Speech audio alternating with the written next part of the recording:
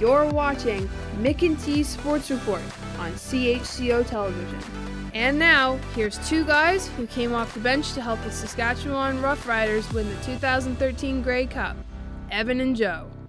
I'm Joe Ticotsky down in New Haven, Connecticut. I'm Evan McFarlane here in St. Andrews, New Brunswick, Canada, where it can't decide if we're actually in Canada or if we're in the deep south with the humidity. And this is episode 22 of Mick and T's Sports Report. Yeah, I was going to do a little Richard Nixon, another before your time reference. And as Amelia did mention in the opening intro, we both did come off the bench to help the Saskatchewan Roughriders win the 2013 Grey Cup. And it was cold that day. Do you remember what you did on the sidelines to keep warm that day? I think she might have got some facts messed up because I didn't come off the couch, let alone come off the bench. Oh, okay. Yeah, it was, I can't believe the Jumbotron caught you on that, but another great moment in Mick and T's history. And also, while we're talking about Amelia, congratulations to Amelia, because we'll try to pop up a picture of the happy occasion. She received her dental assistant's diploma recently, so she will be coming to a dental office near you somewhere in New Brunswick. So congrats to her. Now that we're getting a little bit back to normal, I went to my local grocery store, the Stop and Shop, for the first time in like 15 months. And sure enough, right as I'm walking down the first aisle, what do I see? Right next to each other. The battle has gone south of the border. Awesome. They must watch our show. Yeah, well, you can tell it's the American one because on there where it says favorite, they didn't spell it O-U-R. Another thing, I was thinking of starting a new segment, but I don't quite know what to title it. The little TV quiz to show everyone your age and my age. Last time it was Mr. Ed, which you had no clue about. I'll give you one that I think is a little bit easier. Do you know what show that is? Oh yeah, Gilligan's Island. There you go. Very good. Very good. Die Hard. I watched every episode of that when I was young. There's the old skipper and the professor, and of course the millionaire and his wife. Can't forget. And the movie star. Oh man, what a great show! Great show. All right, we will. So you're 1 for 2 now. We got to keep track of that. I'll take 500 any day. We will now move on to Love the Leaf, and we've been talking what seems like forever about me trying to name Canada's 13 provinces and territories, and the moment of truth has finally arrived. So are you ready to see if this humble American can wow you with his knowledge of your country? I'm ready to see if you have a piece of paper in front of you with them all written down. It's funny that you mention that, because since everyone says, oh, he's just going to put notes in front of him, there you go. I have no idea what's going on. I can't see anything. I would go. There's a method to this madness. I start alphabetically. So here we go. All right. Starts with the ABC: Alberta, British Columbia, Manitoba, Saskatchewan. That's 4 down. Let's knock out the 3 territories while we're up that way. Northwest Territories, Nunavut, and Yukon. So we're up to 7. Now, as we move towards the middle of the country, this is where I always struggle because I get the capital and the province screwed up. Ontario. I always get it screwed up. Is it Ottawa or Ontario? Ontario, Quebec. And now let's finish up with good old Atlantic Canada, Newfoundland and Labrador, Nova Scotia, Prince Edward Island, and New Brunswick.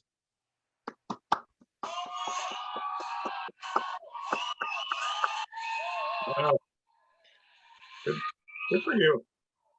There we go. Okay, we'll cut out that a little. I'm actually impressed. A little applause. Yeah, it only took me 8 months of practicing every single night. You just completed Canadian grade 2 geography class. Exactly. Now let's move along to the music spotlight. And Evan, why don't you go first? Who do you have?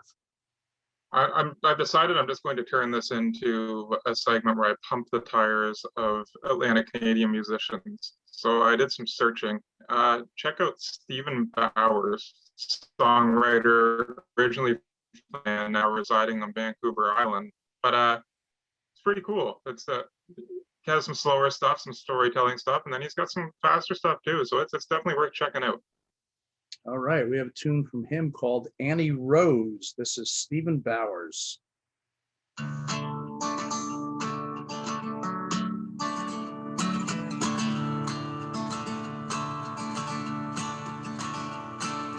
Tell me, are you happy, Annie Rose? You walk through winter fields and something grows. And we're all part of something, I suppose.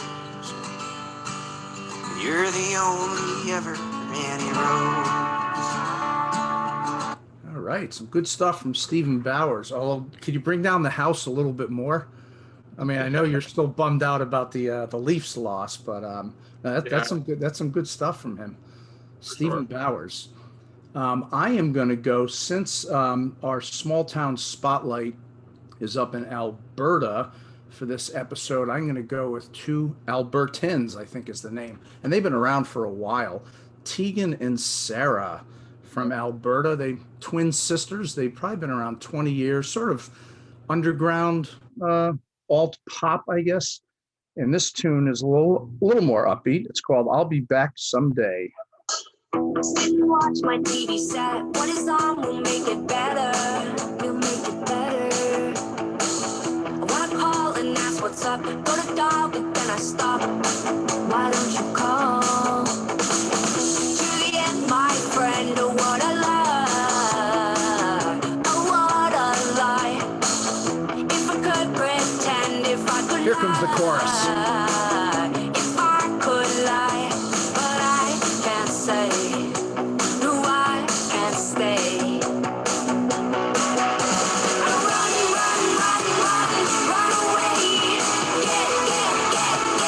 Get away. Run away. Get away. I'll be back someday.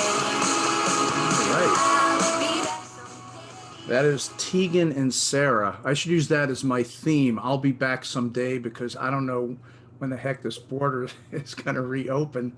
It's coming. It's coming. Okay, all right. So there's our music spotlight, and we hope you do enjoy us trying to highlight some people you may not have heard of. Since our show started nearly 2 years ago, we have interviewed people from the following sports: baseball, football, basketball, hockey, curling, marathon running, thoroughbred horse racing, and golf. And we now add a ninth sport to the list.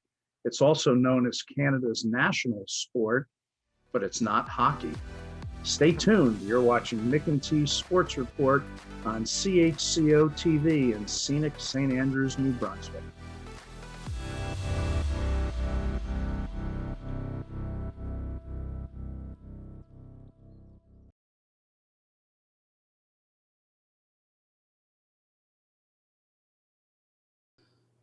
Welcome back to Mick and T's Sports Report on CHCO-TV. Our first guest is a lacrosse player who is a second-team All-American this past season at the University of North Carolina, where he had 22 goals and 11 assists for the Tar Heels, who made it to the national semifinals before falling by 1 goal to eventual champion Virginia. He's from Cordis, Ontario, an hour northeast of Toronto, but he joins us today from Chapel Hill, North Carolina. Let's welcome in Tanner Cook. Tanner, welcome to the show. Thank you. Evan, why don't you get us rolling here? Yeah, Tanner, thanks for coming on. First question, going into high school, was it always your goal to play D1 college lacrosse in the U.S.? And if so, what other schools did you kind of narrow down to before you chose UNC? Yeah, I mean, growing up, I played hockey and lacrosse, and kind of towards when I got older, I kind of narrowed it down that I enjoyed playing lacrosse a little bit more. So I think going to the Hill Academy for high school. There was my end goal to play at the highest level that I possibly could. And to go to the US was kind of where the field leagues take you. And so obviously playing at the highest level possible is D1. So that was definitely my dream. And then at start, I was actually committed to Albany in New York, but so I decommitted from there late in my senior season of high school. But I was going to Albany because my brother actually went to Siena, and it was only like a couple miles down the road. So I thought it'd be pretty cool. We could hang out on the weekends and whatnot with him. But then came UNC in the picture, and I got to campus and met the guys here, and I was like, this has got to be the place for me. Nice weather, beautiful campus, great squad of guys. So they stole my heart to here for sure, and it wasn't too hard with what they offer down here. Yeah. I think Chapel Hill's a little nicer than Wolf Road in Albany. I've been there many times. Siena is a nice campus, and Albany's got a good program. Now, Tanner, you've played box lacrosse in the past. So why don't you explain to everyone what exactly box lacrosse is and what parts of that game you prefer to field lacrosse? Yeah, so I mean, whenever I hear this question, I like to refer to the two types of lacrosse as checkers and chess.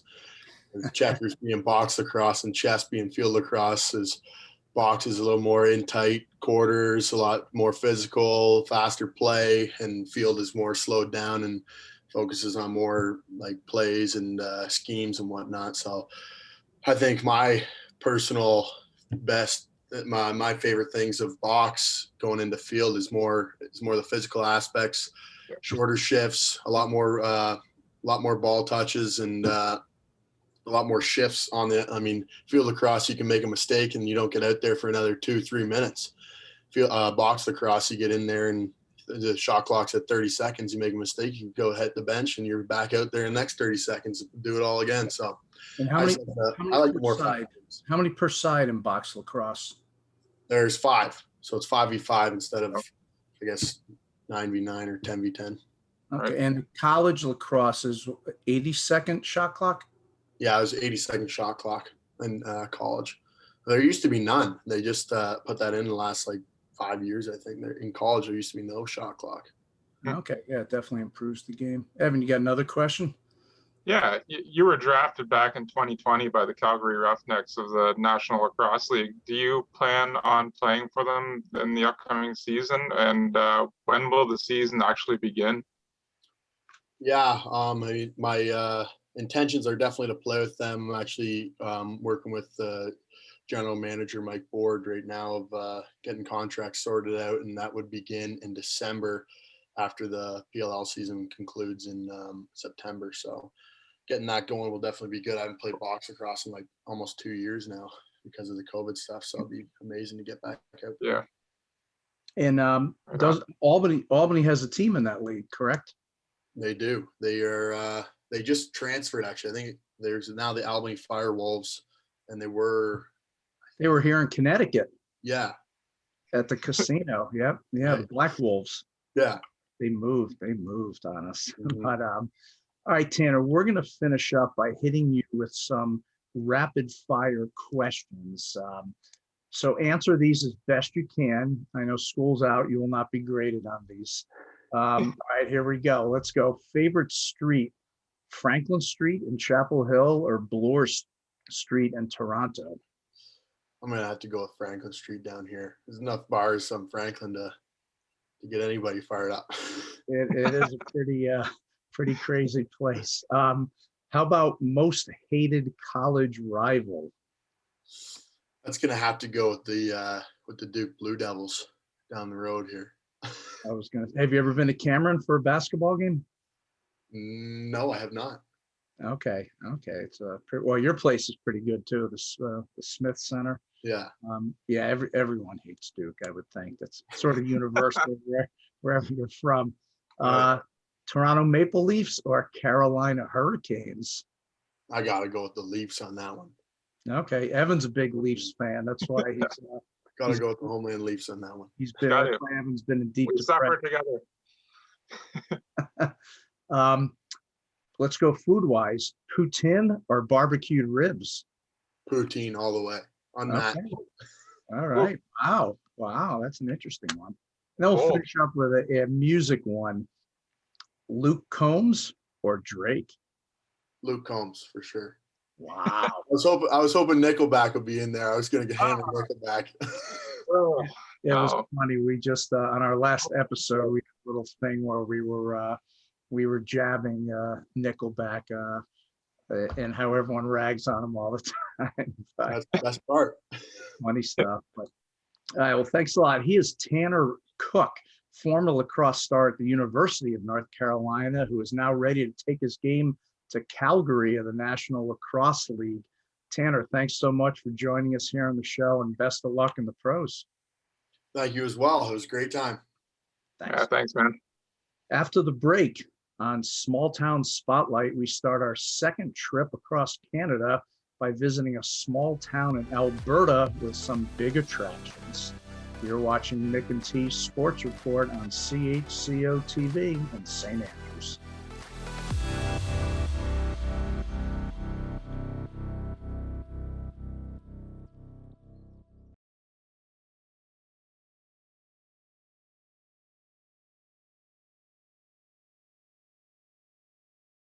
It's time for another edition of Small Town Spotlight here on CHCO-TV. Since we're available on Bell Satellite throughout Canada, you can watch our show on Mondays, Wednesdays, and Friday nights if you live in any of the following places: Princeton, British Columbia, Resolute, Nunavut, or a place in Saskatchewan called Bengo. And as always, you can watch the show on the CHCO-TV YouTube channel, where we hope you'll subscribe. For this 14th edition of Small Town Spotlight, we're starting out on our second trip across Canada's 13 provinces and territories. And this time we'll go alphabetically, which means the province of Alberta is first up. The town of Drumheller is located 90 minutes northeast of Calgary. Go Flames! And has a population of 7,982. It's named after Samuel Drumheller, a wealthy businessman from Washington State who came to Alberta in the early 1900s, initially to grow wheat, but ended up purchasing mineral leases in the area. To tell us about Drumheller and its numerous tourist attractions, let's welcome in Heather Bitz, the Executive Director of Drumheller and District's Chamber of Commerce. Heather, welcome to the show. Thank you, Joe. Let's get rolling. The Drumheller area is located in what is often referred to as Dinosaur Valley. So why don't you tell us about the town's famous dinosaur-related roadside attraction?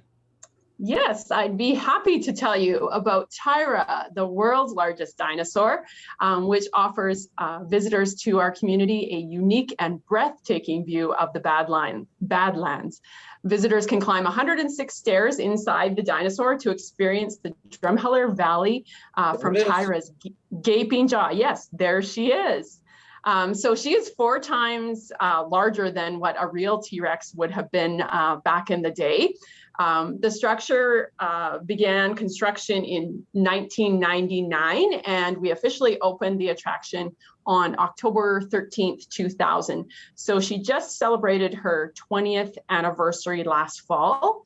And the world's largest dinosaur is owned and operated by our organization, the Drumheller and District Chamber of Commerce. Great, great. Now let's go from the largest to the smallest. There is a place in Drumheller called the Little Church. So why don't you fill our viewers in on exactly how small it is?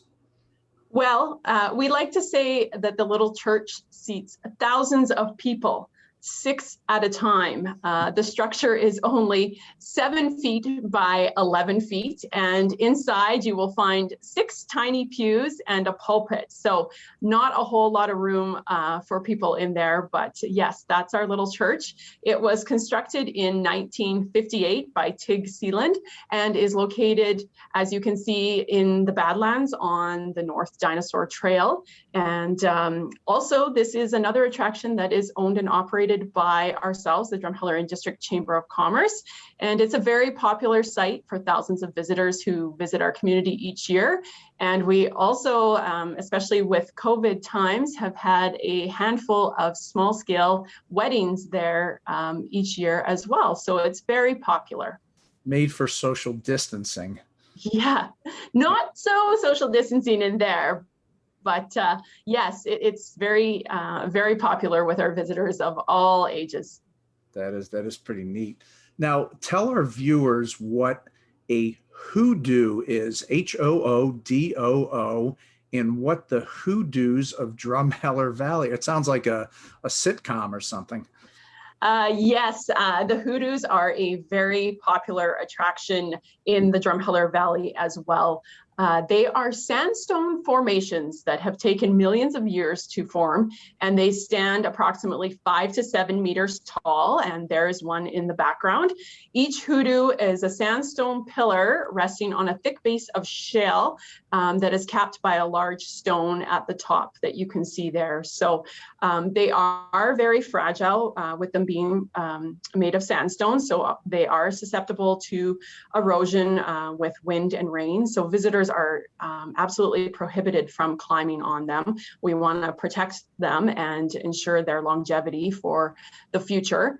There is a collection of them that are in a protected site in the Drumheller Valley where visitors can go to view them and take photos and visit them, obviously. But there are other versions of those hoodoos that you will find in locations throughout the Badlands if you're driving through our valley. And how far apart are those three places from each other, the dinosaur, the church, and the hoodoos? Well, they're spread out for sure. So the world's largest dinosaur is located in central Drumheller, and the little church is about 6 or 7 kilometers from the town center northwest, and then actually the hoodoos are in the opposite direction to the east on the Hoodoo Drive Trail, and farther out, probably about 15 kilometers that way. Great. My close friends all know that I am a big fan of non-chain restaurants. And I asked Heather to pick one out in Drumheller. So what'd you choose? I picked Vintage Tap House. Okay, the Vintage Tap House, and that is located, you said, downtown? Yes, it's located in downtown Drumheller in the historic Alexandra building, and it is a pub and grill along with, they have family dining at their adjoining restaurant and offer a great selection of pizza, pasta, and steaks are very popular there. But my favorites are actually the taco calzone or the chicken quesadilla. And the Pappas family has been running that restaurant since about 2010. So it's very much a popular dining location in our downtown core. And I did look on their menu, and they have 20 types of wings, including one that's called hockey sauce.